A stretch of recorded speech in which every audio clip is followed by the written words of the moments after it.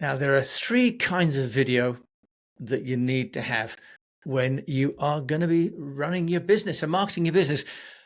Luckily, today, my guest is going to tell you what those three are, but not before I tell you that Josh and I had a little bit of fun on LinkedIn because I promoted the fact that he was coming on the show today, and he's sent up on LinkedIn. It says, as a leading member of the Ugly Mug Coalition, I need all the help I can get, and the simple act of reducing the shine makes a big difference under the studio light. So you've actually got a picture of him on LinkedIn holding a packet of oil control film.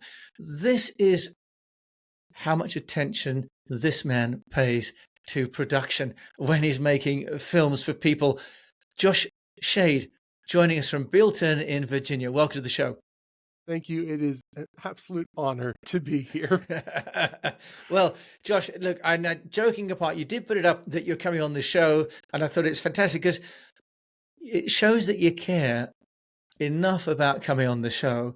And anyone that's going to watch this on the YouTube and Jim A. James will see Josh has got the lighting set up.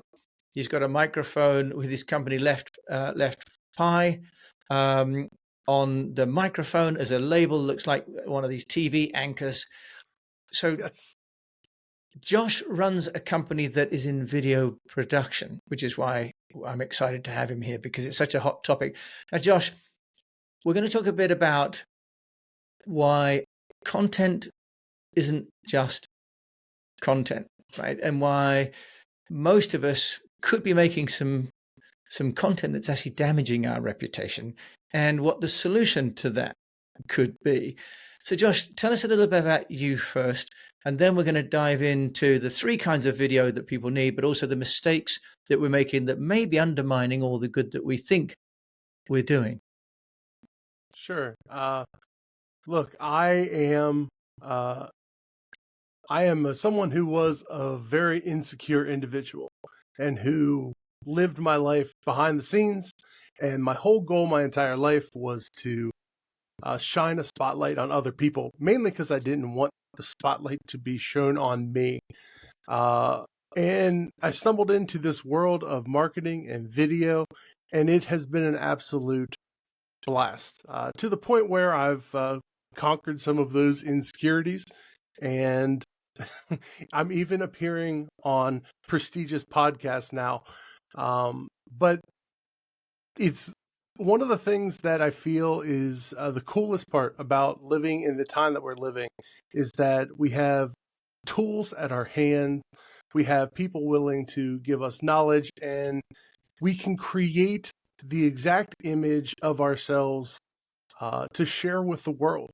Like, that's incredible. Like, we don't realize that less than 20 years ago, video production of a certain quality and a certain caliber was not accessible to us as human beings, as normal human beings. Like, the phones and the microphones and the lights would cost $70,000, $80,000, $90,000 a piece, and no one really has that chunk of change around. But now, as I said, video has been democratized. And if you're a business and you're not using video to transform your entire operation, I think you're missing an absolutely huge just opportunity. And you're leaving some dollars on the table. And I don't know of any business owner that wants to leave dollars on the table. No, especially at this day and age, you don't want to leave dollars or Bitcoin or crypto Yes. Anywhere. No, and I think you're absolutely right, Josh, that really even just the last decade has seen the accessibility of not only content creation, because I think that's become cheaper ever since, frankly, the iPhone has had the camera, but it's now the distribution has become easier because video through platforms like Riverside, through YouTube, through the Spotify with video. The content creation is one thing, but now distribution and embedding of video has, I think, managed to get it to be not just something you want to have on your own website, but something you use to promote outbound marketing as well as inbound marketing. You said, Josh, here on your website that you have, which is tphi.com. And Josh can tell us the story about why he's given it a name that certainly I pronounced incorrectly. You said you'd rather watch a video. Why is that, Josh? Why do you think people would rather watch a video? So I've come across a couple of studies that are talking about how the way that we interact with knowledge now is changing. It was a New Zealand, I believe, based study that said that over 55% of people searching online are using platforms like TikTok and YouTube over traditional search engines like Google or Yahoo, or any of the other ones that are around the world. And it clicked in my brain that it's that people aren't looking for information. People are looking for someone to tell them the information and to take the journey alongside with them as they overcome the struggles that they're facing, the information that they're looking for. Personality is so important now. And that's why you'd rather watch video. From a business standpoint, even too, there's something much more personal and less cold about a video, especially if it's done with the right personality on screen. So yeah, that's why I believe that, yeah, you'd rather watch a video. I mean, we could do this podcast and we could just put out the transcript, right? And sure, the content is the same. It's still searchable on all the search engines, all this stuff. But all that contents and context and nuance and personality that you put into your presentation that hopefully I can communicate just by being on screen matters. So yeah, that's why people would rather watch video. Yeah, Josh, I love that. And this idea that, people are looking for a companion on that journey. And especially as more and more people are feeling isolated when they're working from home, and teams are getting to be more and more temporary, aren't they? As companies are sort of building scrum teams and then they're finishing a project and they're moving away again from each other. So I love that idea that people are looking for a companion on that journey. Hopefully it'll be a human, not necessarily just an AI companion, but I guess that's coming too. But Josh, that's maybe another topic we could talk about a little bit later. But what I would like to just talk to you about is this idea that there are 3 videos that you say that everybody needs to have. I can't have you on here without asking you, what are those 3? Sure. So it's quite simply this. It's your how, your what, and your why. How do you do what you do? Why do you do what you do? And most importantly, what do you do and why you're better than everyone else at it? And those 3 videos are absolutely essential. Absolutely essential. None of them have to be any more than 2 minutes. You can capture everything in those 2 minutes. And if you do them right and you do them with the right level of production that accurately portrays your business, you can use them almost forever. The ROI on a higher production video like one of those is much more than just a behind the scenes thing that you've captured and you've thrown up on your socials. Josh, I'm going to ask you, can you dive into each one of those separately and give us, if you like, the framework or the 10 scene layout? If it's 2 minutes at 28 frames a second, Sure. you don't need that many, right? But do you want to just give us each of those videos as if you're like a template? What should people include in each of the 3? Or is it just one video with all 3 of them in it? It sounds like you're saying there should be separate videos for each. Excuse me. They absolutely should be separate videos. For the reason is that our attention spans are so much shorter. And you can almost micro-target your ideal clients with shorter videos. And if you talk about going in depth into what those videos are, let's talk about the how. The how you're going to open the scenes on, explaining the problem that that prompted you, explaining, excuse me. If we're talking about the how, you're going to talk about how the problem that you had was inspires you to make a solution, and then you're going to show the solution in steps. And then you're also going to, sorry, man, I got to be honest with you. You kind of caught me off guard with this one. I wasn't prepared. Well, that's all right. Welcome to my world, mate. That's the trouble, Josh. With so you've got, but that's okay. So you've got the how is the or how I came to this place where I want to provide this solution, right, for the audience. Is that right? Right. So the how is the actual nuts and bolts of how you address your ideal client's problems, right? This is where you're going to show some of your behind the scenes stuff. This is where you're going to show the actual product that you produce or the actual solution that you have. It's not going to be a full demo or tutorial, but it's going to be a highlight reel of the capabilities that you can offer. The what is very similar. It focuses on what exactly that you do, but it's very narrow targeted to your problems. This is 2 or 3 of the main problems that you solve for your ideal clients. That's the what. And then finally is the, excuse me.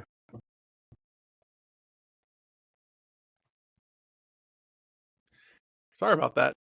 Okay. And then finally is kind of like the whole why you're in business and your backstory, right? Why you do what you do and why you're better at it than everybody else.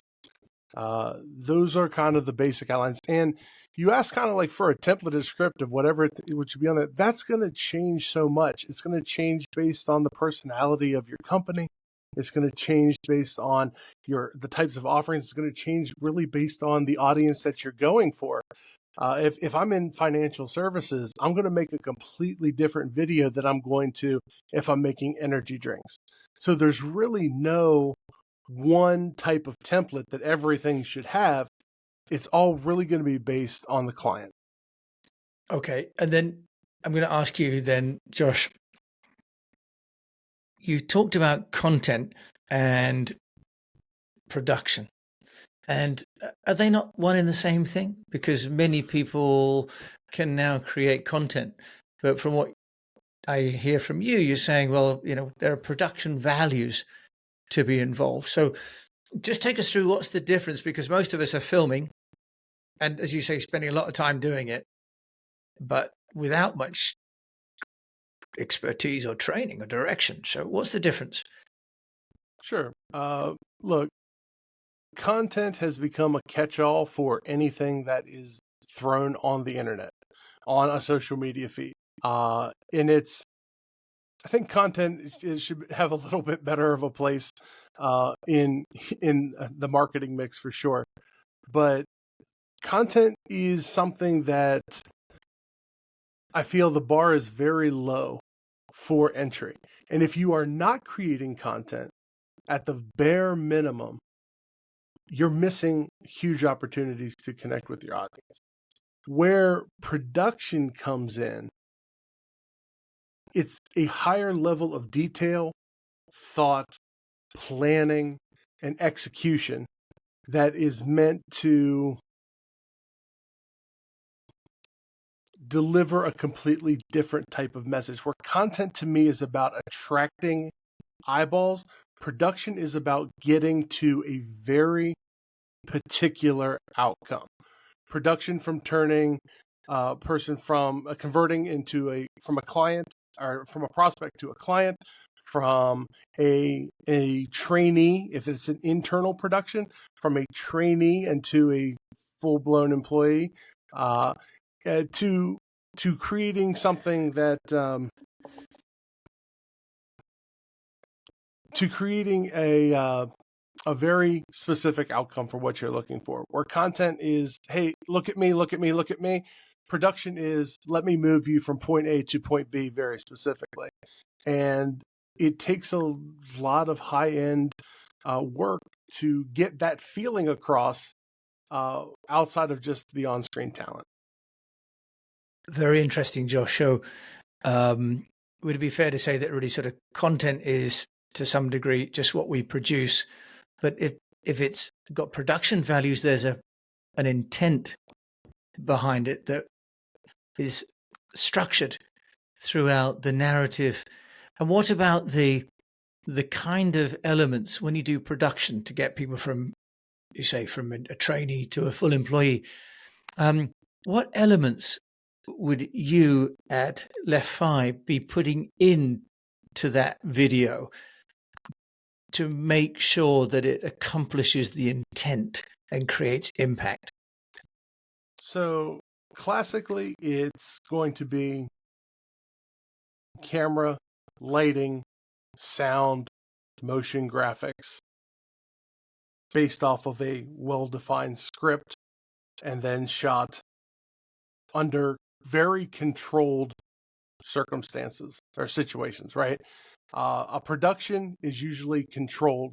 You've got control over your lights, your levels, the makeup artist, all of those things, because you're expecting a higher return on investment on that than you are hitting the record button on your camera, on your microphone. So the elements that you put in there is really mostly stuff that happens off camera. You are doing all of the prep work to create a narrative that moves people from point A to point B. And you are reshooting and recapturing and, the production gets much bigger and much more complex because of that. Josh, I think you've also kindly articulated the difference there. And one of the standout points you made there for me is that the work takes place off camera, right? And I think that with content, we're all busy thinking about, clicking the record button on our phones and going, okay, I just need to do the graphics after I've done the filming. And would it be fair to say that really production, and where you come in, you, Josh Shade, and your team, is to think about what happens before the button gets pressed? Absolutely. For instance, if you're creating content, you really don't care what angle of the sun is going to be coming in through the window. When we're on a production, we're on set, we've got apps on our phones to track the movement of the sun, because as the movement of the sun goes across the screen, it changes the lighting on the face of our clients that are on there. That's a different level of being particular that isn't demanded from content, but is demanded from high-end production. Josh, and I'm smiling for anyone that is watching the video. They'll see me smiling because I've spent hours trying to get my lighting right, and because I find in the morning when I record, the light's on the other side of the house and doesn't come through, and then by the afternoon, my afternoon interviews, the setup has to be almost entirely different with the lighting. So I'm absolutely with you on that. And that's actually the challenge of video, of course, is that you have to think about the context, the lighting, not just the sound, right? So it is a multi-sensory and therefore multi-dimensional, and requires that level of work that, Josh, you put in to the production. So it's wonderful to think about it in that way, that we need to have intent, and that needs to translate into some logistics and possibly some apps as well before the filming starts.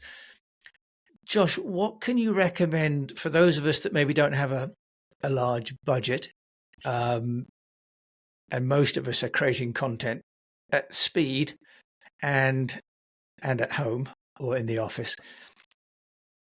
For the amateur creators like me, what do you recommend we do to make sure that our production values set us above, if you like, the low level that can actually damage our reputation?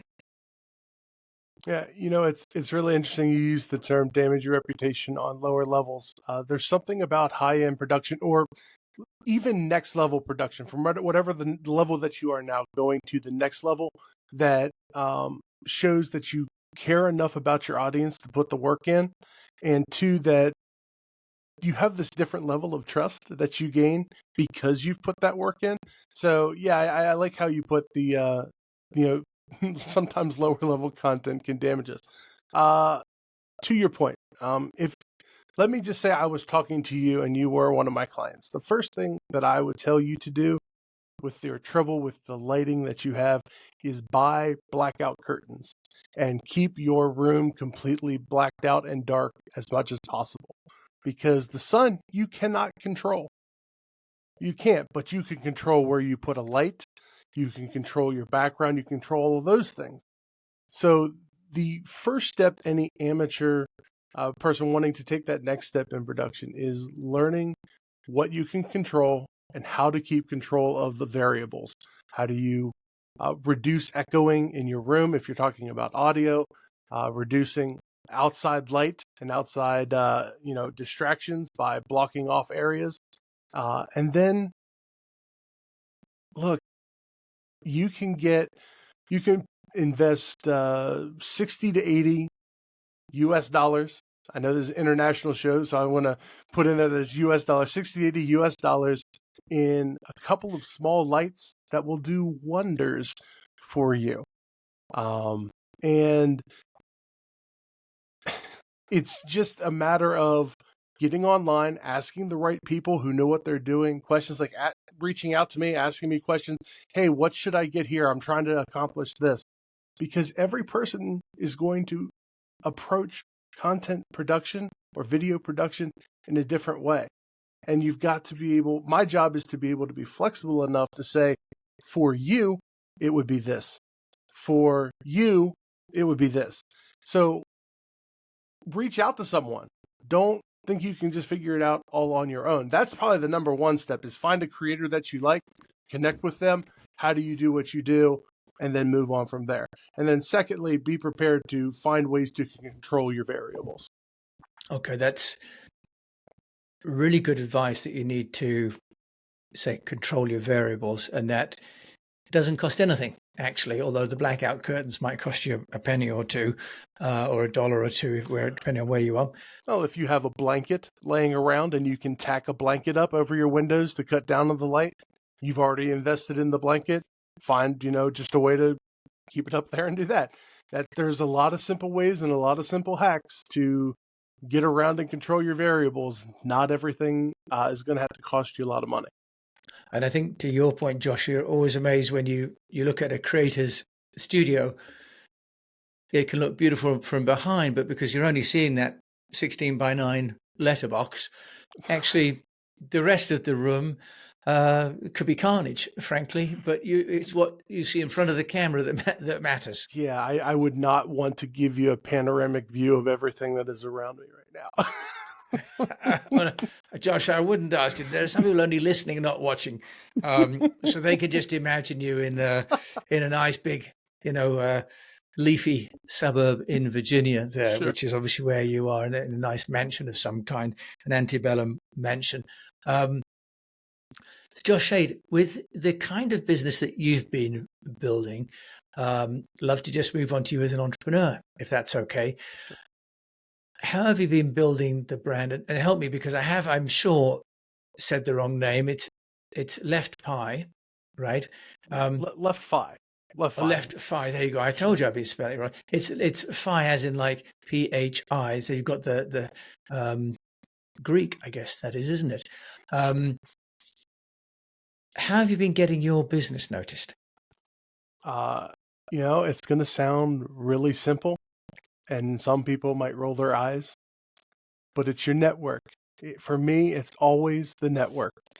I've kind of dropped a lot of my other social channels to look directly and work directly on LinkedIn, and then tapping into the people that I already know to help me find people that they know.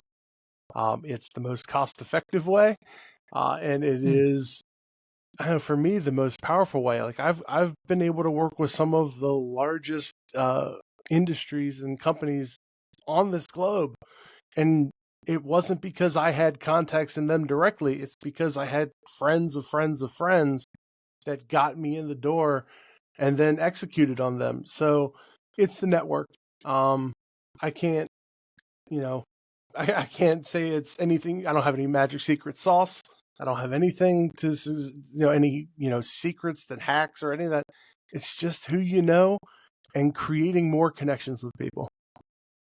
But Josh, that's what this show's about, right? It's about talking to people like you who are building businesses and keeping the cash coming in without a large budget and without this perception that there might be one magic solution.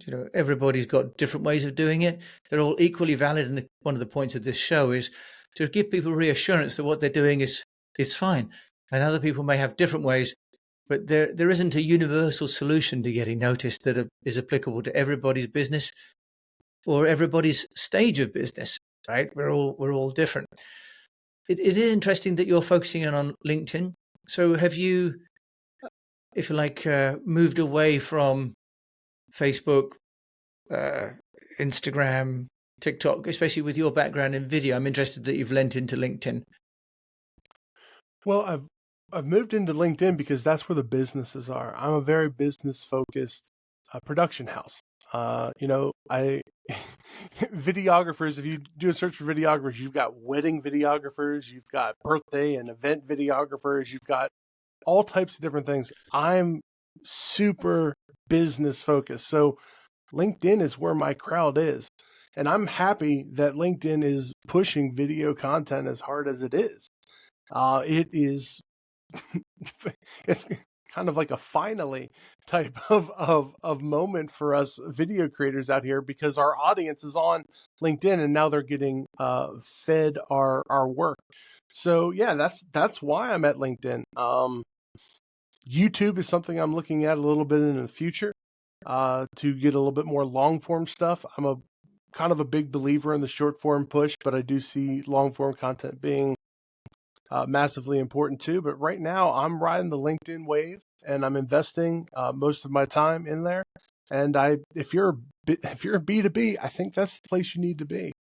Okay, that sounds good. If you're in B2B, LinkedIn's the place to be. You heard it here first from Josh Shade. There you go.